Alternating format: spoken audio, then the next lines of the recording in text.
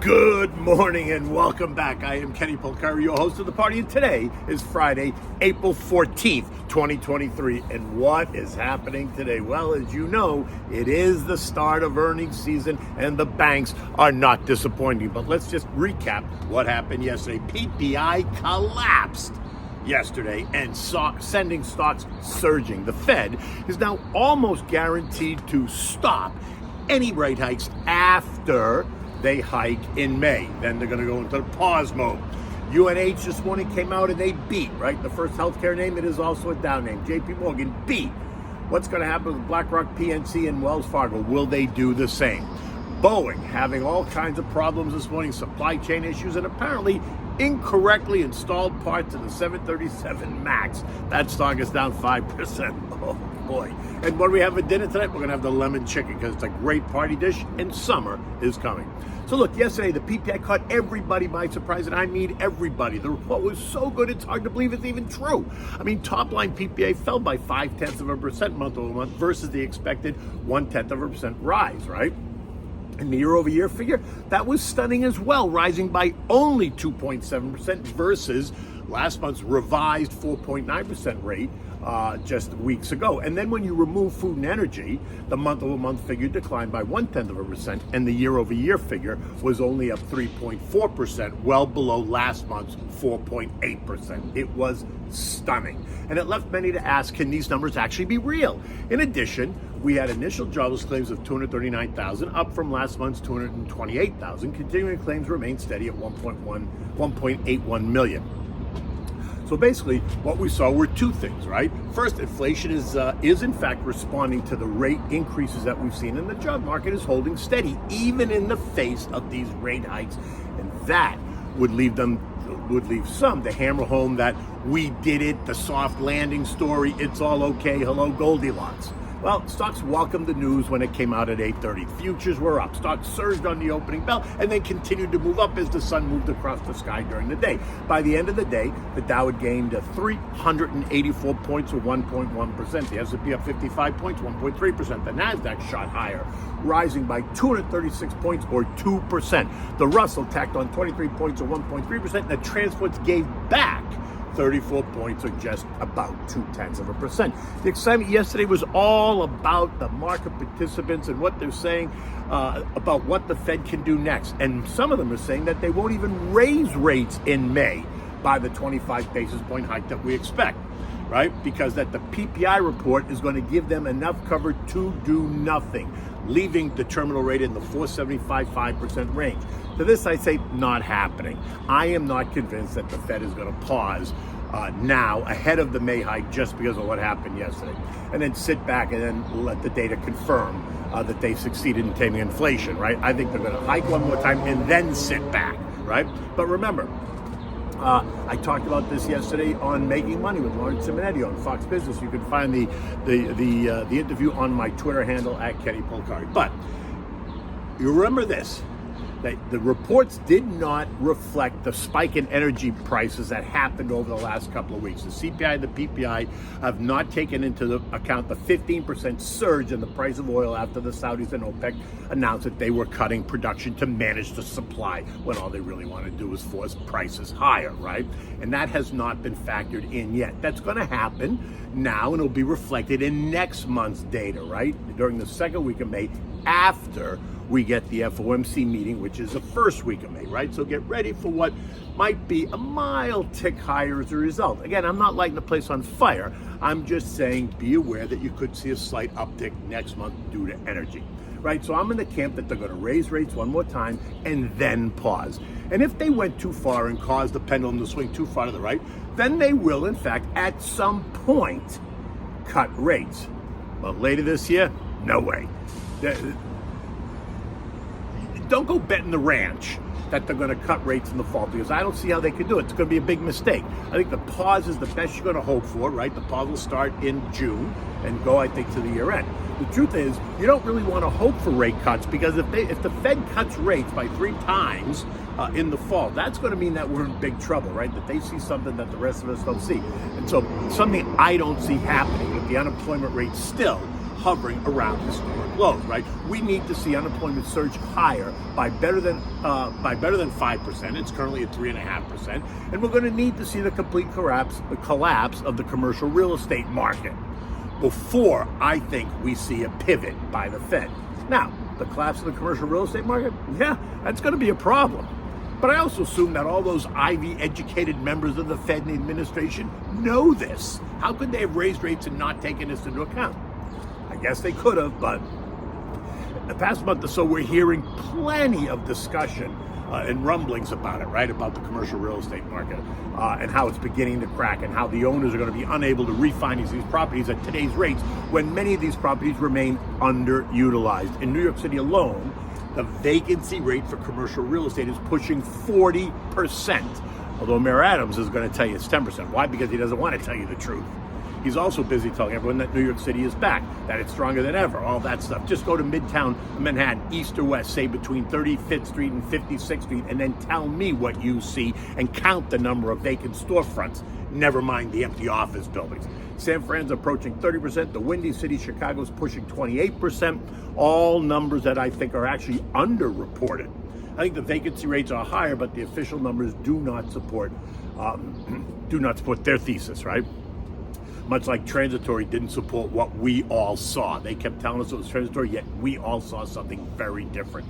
And while that might cause the Fed to reconsider where rates should be down the line, I don't think that's happening in the fall, right? The commercial real estate crisis that everyone's talking about is not slated to hit until next year. So if anything, I think you see rate cuts in 2024. I don't see that you're going to see them in the fall. Anyway, 10 of the 11 sectors yesterday were higher. Consumer discretionary, communications, both up better than 2%. Tech, healthcare, basic materials, all up better than 1.5%. Financials, industrial, staples, and energy up under just 1%, while real estate actually gave back 0.3%. The growth trade, the SPYG, was up 1.6%. The value trade, SPYV, was up 1%. Airlines, home builders, aerospace, defense, metals and miners, semis, artificial intelligence, cybersecurity, biotechnology, all higher by the day's end. Some of them better than 2%, some of them between 1 and 2%. And the beauty pageant begins, right? I was going to say it began in 2 hours, but it already began. JP Morgan, Wells Fargo, BlackRock, Citibank, Progressive, UNH, all on the docket. Remember, both JP Morgan and UHA are Dow members, so their results will have an outsized impact on how the Dow reacts. But think about Boeing is kind of hurting the Dow today. So if they report good numbers, watch the Dow surge higher again. UNH smashes it, right? They came in and reported $6.26 a share versus the expected $6.06, up 16% year over year. Revenues of $92 billion, ahead of the estimates, and they are raising their outlook for the year. Again, UNH is one of those core mega cap names that I keep talking about. It's got a $490 billion market cap in the healthcare industry, and it's a core holding for many portfolios, right? Now, bank earnings are expected to go up on an annualized basis. We talked about this yesterday. JP Morgan expects earnings to be up 30%, Citibank up 16%, Wells Fargo up 28%, Goldman up 20%, Morgan up 13%. Things to pay attention to in these reports: the influx of deposits post the Silicon Valley bank crisis, investment banking revenues, lending standards, and what I think is most important is loan loss reserves, right? The big boys are expected to set aside billions more on top of the already increased provisions last quarter. Remember, I put it in perspective yesterday. JP Morgan, which is one of my favorites, posted a $2.3 billion loan loss reserve last quarter, which was up 49%. Today, they're expected to announce another $2.27 billion in loan loss reserves. So what does this tell you about what Jamie expects? What will his forward guidance look like? And then how will investors react? And in fact, he came out, he blew it away. The stock is up 5%, just like I told you yesterday. And I'll tell you again today, right? It's been trading in that range, 125, 128. 125 was a key level. It's a 200-day moving average. A failure to hold, think an earnings miss, which should not happen, could send JP Morgan down $10 or 8%. While a good number, which was an earnings beat, which is what they did, could see trader types take it up to $135 or 5% advance, which is exactly what it's doing. It's all very exciting, so get ready. Yesterday it was up. It ended the day at 129. Today it's trading at 135. And remember, JP Morgan, like all the big money center banks, is down on the year. So any good news is going to cause buyers to trip over each other trying to get in, which is why I never got out. in the end, listen to the guidance, listen to the tone of his voice. Is he confident? Listen to what he thinks is happening in the commercial real estate market, and listen to what he says about the landing, soft, hard, long, deep, right? There's all going to be words you want to listen for. Just FYI, Bank of America is the biggest loser in the money center bank group. It's down 13% year to date with a 3% dividend yield, right? So that presents an opportunity in that space. Oil, higher again this morning, up 20 cents at 82.40 after giving up about 1% yesterday, for no other reason than traders are ringing the bell and taking profits after the spike higher that we saw in the past month. Oil's up 30% off the March lows, right? So if you're going to create drama about a 1% pullback, I didn't think so, right? It's just 1%. Oil remains in the $80 to $90 trading range, and summer is coming. Think driving demand. The dollar index made a new low again this morning, trading at 100.788. And remember, a weaker dollar is going to help support commodities, right? Now, gold, another commodity, which is up 12% off the March low, is under a little bit of pressure this morning, down $3 at $2,050 an ounce. Again, traders taking profits after the significant move up over the last month. And I would not panic about any significant pullback. We remain in the 2,000, 2,100 trading range. In fact, I'm getting the sense that it's more like 2,050, 2,100 for now. Now, nothing new to say about the bonds. The 2-year yielding 3.98%, the 10 years yielding 3.4%, while the shorter duration 3-month bill ended the day yielding more than when it started at better than 5%. The 6-month is trading at 4.9%, yielding 4.9%.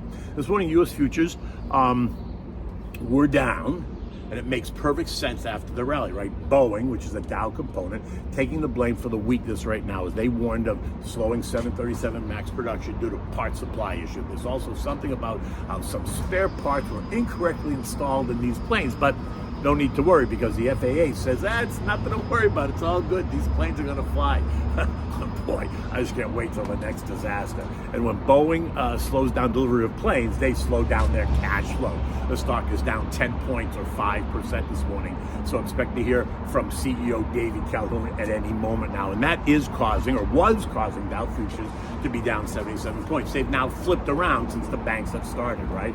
So Dow's up, S&Ps are up, the NASDAQ is up, and the Russell is up on the back of what's happening to be some great reports out of the banks. Eco data today includes retail sales expected to be down 0.4, ex-autos and gas down 0.6, industrial production of up 0.2%, capacity utilization of 79.1%, University of Michigan sentiment survey of 62.1. Now that's all wonderful, but guess what? The focus is going to be clearly on earnings.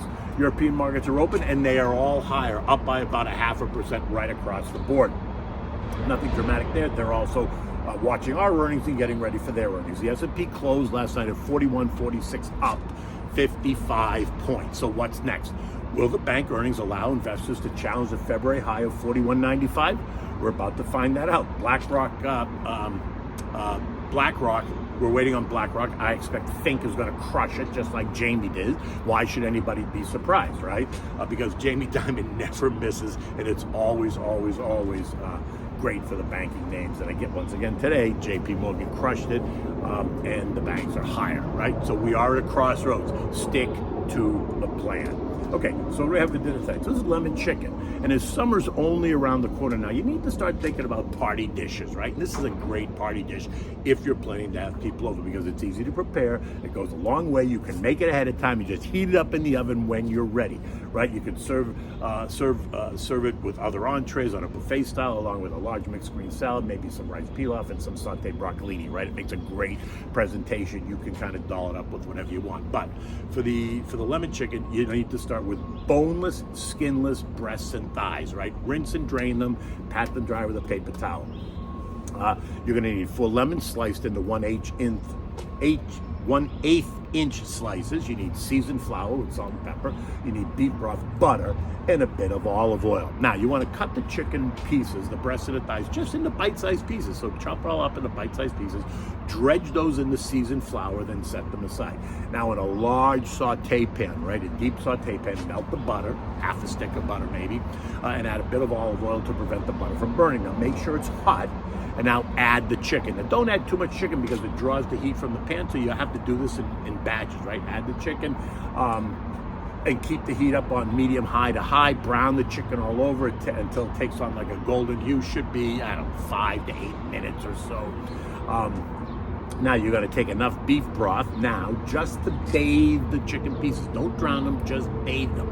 Now lay lemon slices on top of the chicken and then cover it with the top and let the steam soften up the lemon and let the juice move into the chicken, right?